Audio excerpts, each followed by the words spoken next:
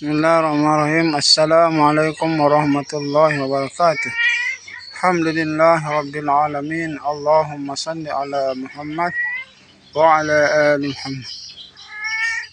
Jikalau kita memiliki seorang anak, maka mari memberikan nama yang terbaik, nama yang mengandung doa, nama-nama Islam, karena sesungguhnya setiap yang memanggilnya itu akan menjadi doa yang terbaik buat anak kita.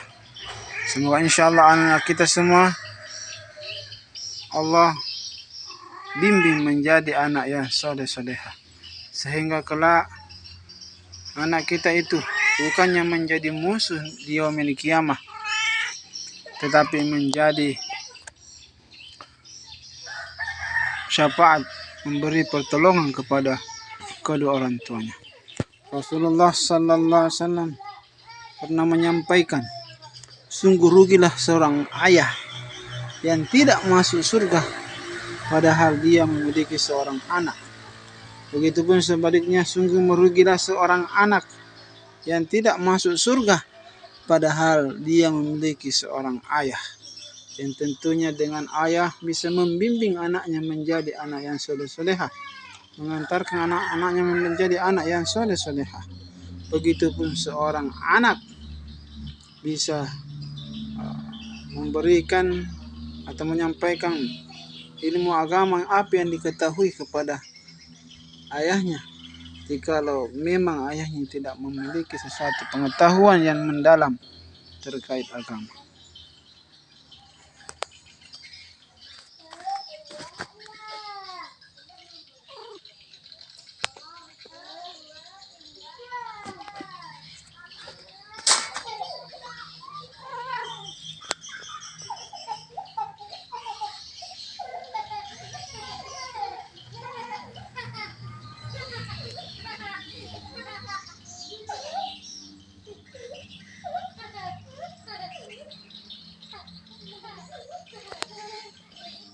Muncul pada tahun 2011 di Cirebon, namanya Tukimin.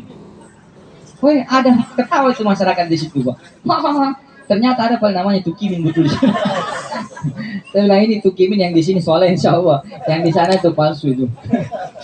Saya bilang itu pelajari, oh nama-nama yang tidak baik jangan kasih nama seperti itu. Kasihlah nama-nama yang baik.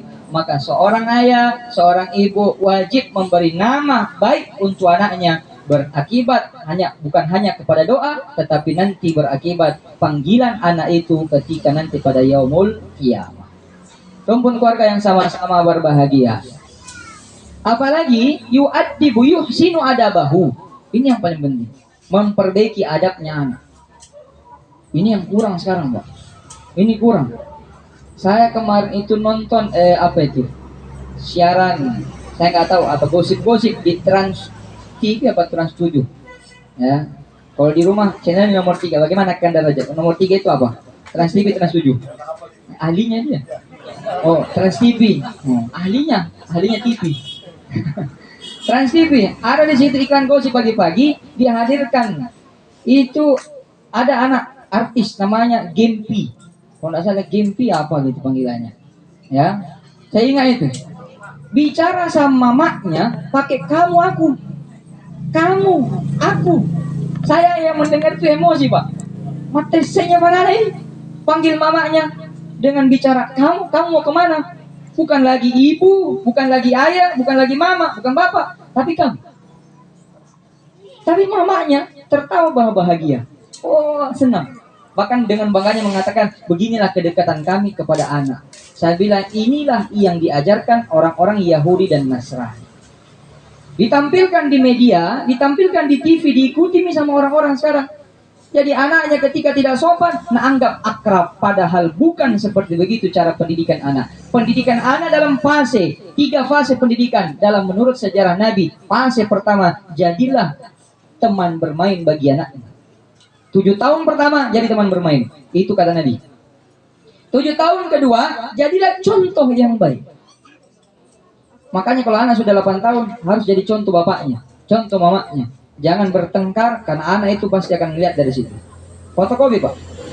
Nah, 7 tahun setelahnya ke usia 15 tahun ke atas, bukan lagi jadi teman bermain, bukan lagi jadi contoh, melainkan jadilah pengingat bagi anakmu. Karena anakmu harus selalu diingatkan, bahkan ibunya harus kembali menjadi sahabat akrab bagi anaknya.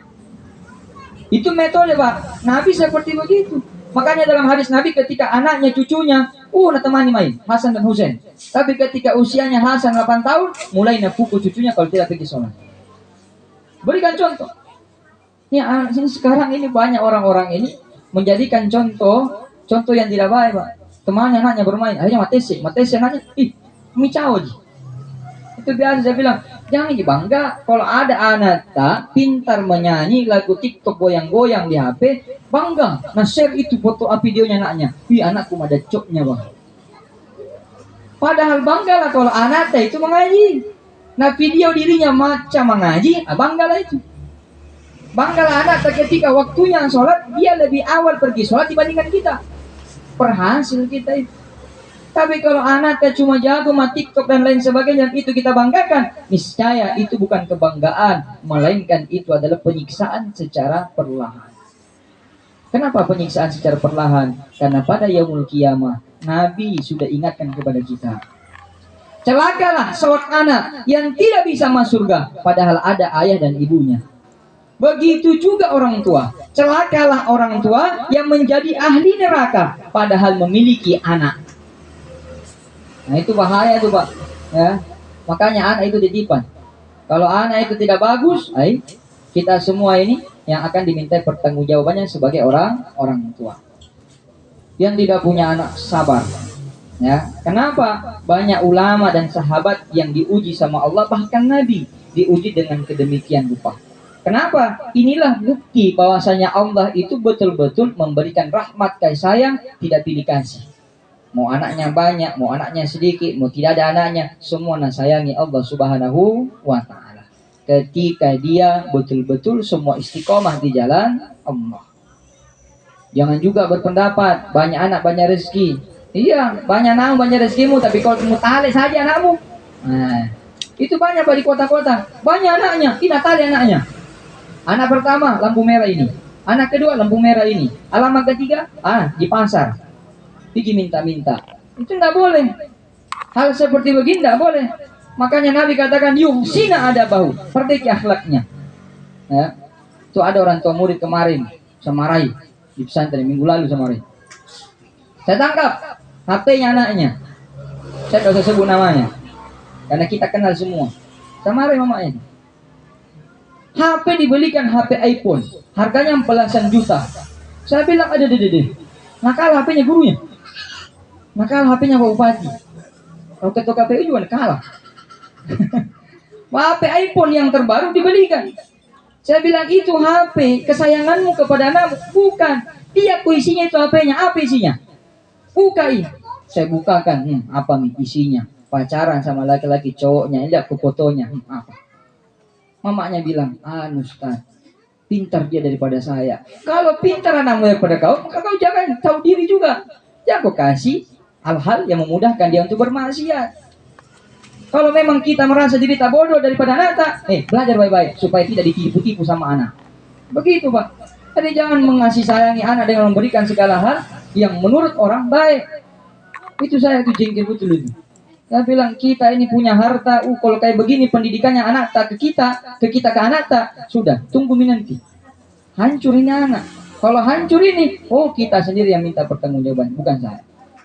Maka saya bilang kalau mau masuk di pesantren, rubah semua itu. Tinggal di pondok asrama. Tidak mau pindah. Tidak apa-apa, pindah aja. Saya tidak butuh orang-orang yang menghalalkan bahkan mendukung anaknya ketika anaknya berbuat maksiat. Kalau mendukung silakan, cari yang lain. Yang berbuat maksiat. Ya, ini pelajaran buat kita semua.